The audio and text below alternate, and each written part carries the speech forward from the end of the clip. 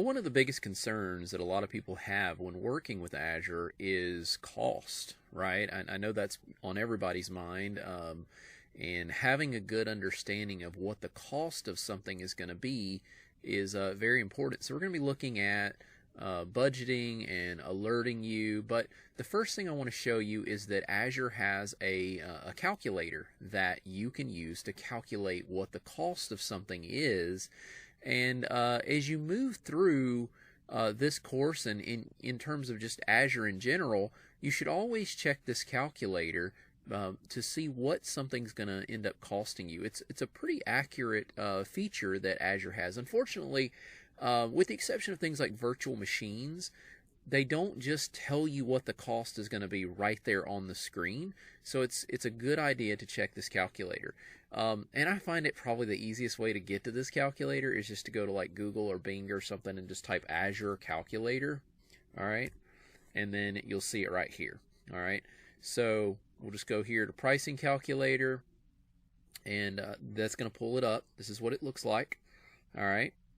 And then from there, you figure out what it is you're wanting to do. Maybe you're going to be adding a virtual machine, a storage account, Azure firewall, load balancer, whatever it may be. I'm going to go with a virtual machine. And so from there, it pops up right here. I'm going to click view this. So then I can select my region, what operating system perhaps I'm going to be doing this with. I'm going to have BizTalk SQL, standard or basic tier. I'm not really getting into what all that stuff is yet, but as you move through and learn about virtual machines, you can look into what those types of things are. Now, I've got category, what it's for, a compute optimized, general purpose, GPU. These, depending upon what type of object you're adding here to the calculator, you'll have different categories and different options that you can select. Different series of virtual machines. Here's different instances, and they can tell you how many like virtual CPUs, how many gigs of RAM, and then the amount of money per hour that generally costs, and then of course 730 hours for a 30-day period.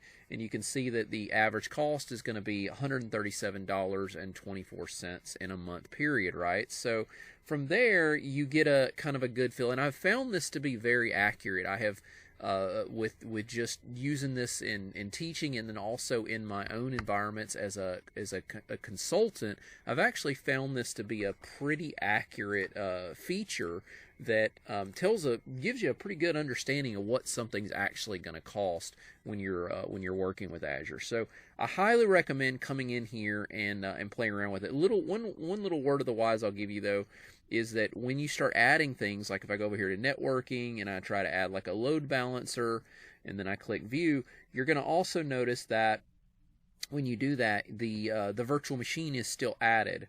So you'll have both of those on the screen at the same time.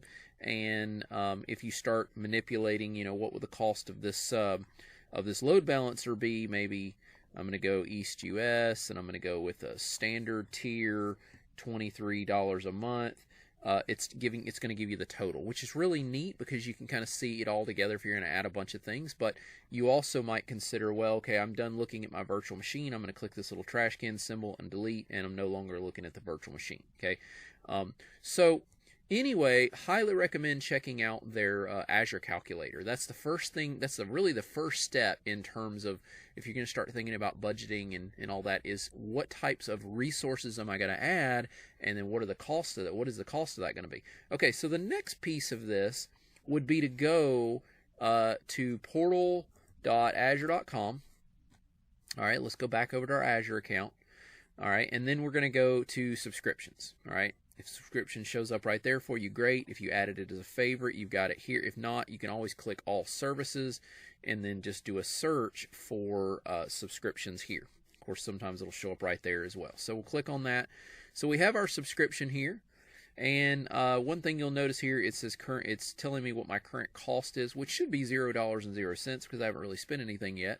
But I can click on that subscription, and we can see. I'm going to move this out of the way, but I can see cost analysis and all that. Right now, current cost is $0, forecast is 0, because I haven't really added any resources. But as I go through and add resources, I can come back in here and check this stuff. Okay, so not really a lot of, if I click on cost analysis, there's not really a lot going on. Now, I will tell you that I have spent some money on this account in the past year. So if I go here, if we take a look at my a 1 year period, like a 12-month period, let's go down here to the last 12 months, you should be able to see that I've spent some money in the past year. Okay, so as you can see, I've spent on this account, and again, this is a practice account that I use for teaching with. I do have I'm a contractor and all that, so I have company, and I can't necessarily show you that, but you can see that money has been spent on various things here. You can see some of the different services that was utilized. I had a Bastion, a VPN gateway that I was playing around with, a storage account, load balancer, all that stuff, and you can see that that I had spent a little bit of money just over that period of time, right? So you can filter this and kind of break it down to what it is, a certain period of time that you want to look at. Okay. But ultimately, one of the biggest concerns is, what if we start spending money too fast, and we've got a budget we're trying to stick to, and we're spending money too fast? How am I going to know about that? So what you can do with that is you can click on budget, and then from there we can add a budget. All right, and maybe this budget is for I'll just call it my budget. You can give it a name, whatever you want to call it. Do you want it to reset every month, quarterly, annually? I'm going to say monthly. And then the creation date, you can set a creation date for whatever you want. All right, whatever start period you want on that. And then an expiration date. And then from there, you can set the amount. So maybe I'm going to say $50, okay? And that'll be my amount, right? So then I'm going to click Next. And then I can go ahead and set an alert if I want. Okay. Now keep in mind, if you decide not to set an alert now, that's fine. You can go back. There is ways to go and set alerts later, but I want to go ahead and set an alert. So, do I want to set the actual amount of money, or if I'm forecasted? So that's the other neat thing that Azure will do, is it will give you a forecasted amount based on the resources you've added to Azure and how much money they average and the usage. Keep in mind, it'll be forecasted. Like, let's say you added a virtual machine, and the virtual machine is supposed to cost you let's say it's just like a very small, like Linux virtual machine or something, and it's estimated to cost you $30 this month, right? That's if you left the Linux box up 24 hours a day, 7 days a week for a month. Keep in mind, one of the tricks you can pull is, especially if you're like in a development environment where you don't need the virtual machine to be up and running 24/7, you can shut it down, and it will bring that cost down. So your actual cost is where things are right now. Your forecasted would be where things will be in the coming days. All right. So I'm going to say actual cost, and I'm going to do percent of the budget. Let's do 100%. So in other words, when it reaches $50, from there, I want to be alerted. Now, you can also do what's called an action group here. If we click on action group, we can create what's called an action group. This is something that gets triggered. All right, and this isn't really something I'm covering thoroughly in this video right now, but basically something that can be triggered, and you can set up notifications and things like that. So I could set it for a specific resource group. If I've got a resource group, I'll just call it the action group name test, and then I can set up notifications. Like I want to do email whoever the Azure resource managers, or send an email, an SMS text message, push talk, all that. I can plug all this information in right here if I want. Okay, so that's a neat little feature that you can add. You can add action groups and have all that stuff sent off to you. All right, well, let's go back over here to budget, and if you just want to do a basic email, then you can go right here and just put in an email address. I'll say jc@examlabpractice.com. Okay, and then from there, what language do I want? I can set that or do default. Default is based on your location. All right, in my case, it'll be English, United States. But from there, I'm going to go ahead and click Create. and I've now officially created myself a budget.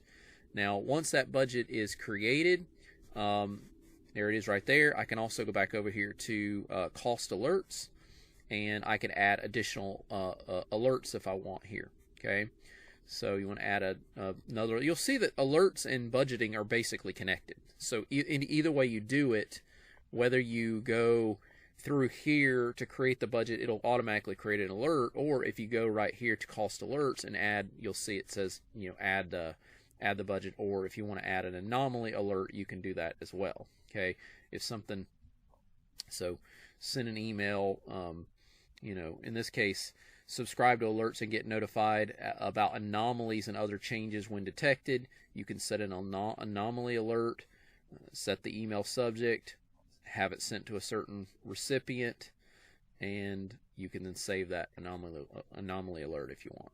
But all in all, I think if you'll come in here and just kind of click around a little bit, you'll learn that working with the Azure budgeting system is pretty easy. But the key number one recommendation I have for you is that you should play around with the Azure calculator to get a good feel for what things are going to cost you. All right. But all in all, I think you'll find this to be pretty straightforward. Just you got to click around, look at it, think about your budget, think about the resources you're adding, and then set up your alerts.